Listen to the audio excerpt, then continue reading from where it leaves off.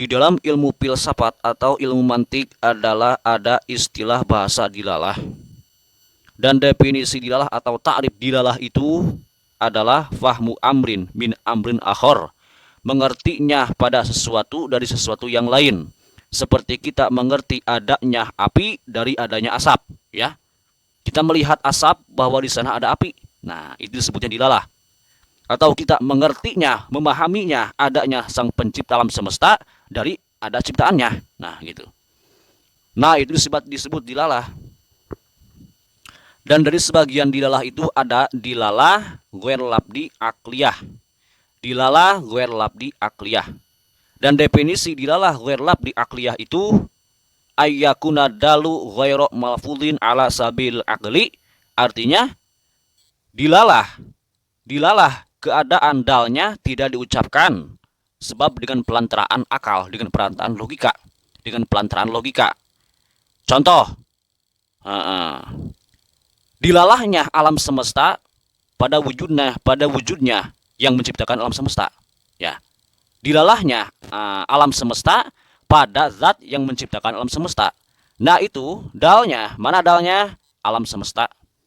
Wujudnya alam semesta itu disebut dal. Itu ghair malfud, yang artinya tidak diucapkan. Kita mengerti Allah Ta'ala itu wajibul wujud, zat yang wajib wujudnya, dengan berdalil adanya alam semesta. Nah, ini alam semesta itu dal disebut dal, ya, dal. Artinya yang menjadi dalil.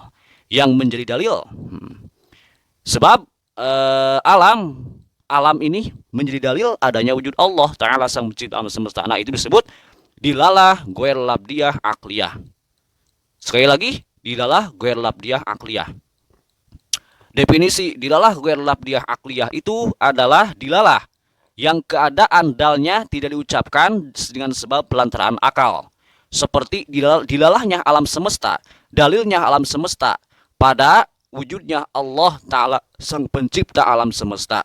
Nah, itu tidak diucapkan sebab kita bertafakur, ya, memikirkan alam semesta, melihat alam semesta, melihat gunung, melihat langit, melihat alam dunia. Nah, itu kita mengerti bahwa alam ini ada yang menciptakan, ya, wajibul wujud. Nah, itu dalnya itu yang menjadi dalil. Mana? Alam semesta. Tidak perlu diucapkan. Kenapa? Itu perkataan logika, ya. Nah, setiap ada ciptaan, maka ada yang menciptakan. Setiap ada makhluk, maka ada yang menciptakan makhluk. Siapa? Allah, zat pencipta alam semesta. Nah, itu dilalah ghair labdiyah akliyah. Dalil akli, dalil akal.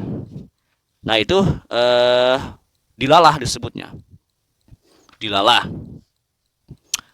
Bahasa falsafat, bahasa ilmu mantik itu disebutnya dilalah. Kita mengerti ada wujudnya Allah dengan adanya makhluk, dengan ada ciptaannya. Akan tetapi jika tidak ada makhluk, sang pencipta tetap ada. Contoh, kita mengerti ada yang menciptakan handphone, ya. Kita mengerti handphone ini ada. Nah, berarti ada yang menciptakan. Akan tetapi jika handphone ini tidak ada, apakah yang menciptakan handphone itu ada? Pasti ada, tetap ada. Pasti tetap ada, cuman tidak menciptakan saja, tidak membuat saja, gitu. Tidak membuat handphone saja. Atau contoh lampu. Kita mengerti adanya lampu, pasti ada yang menciptakan lampu.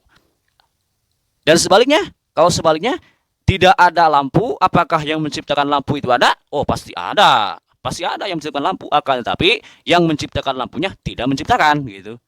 Contoh, kita mengerti wujudnya Allah Ta'ala ada makhluk. Akan tetapi jika makhluk ini tidak ada, yang menciptakan makhluk itu tetap ada, ya, Allah Ta'ala tetap ada, walaupun tidak menciptakan. Ya, nah, itu disebut dilalah. Sekali lagi, dilalah itu famu amrin min amrin akhar. Mengertinya sesuatu dari sesuatu yang lain. Memahami sesuatu dari sesuatu yang lain, gitu. Itu dilalah. Dan dilalah, dari sebagian dilalah itu ada dilalah ghair labdi akliyah. Dilalah ghair labdi akliyah. Sesuatu dilalah yang keadaan dalnya tidak diucapkan dengan sebab pelantaraan akal, dengan pelantaraan logika. Bicaranya logika, gitu. Jadi tidak perlu diucapkan. Itu dilalah guer labdi akliyah. Nah gitu.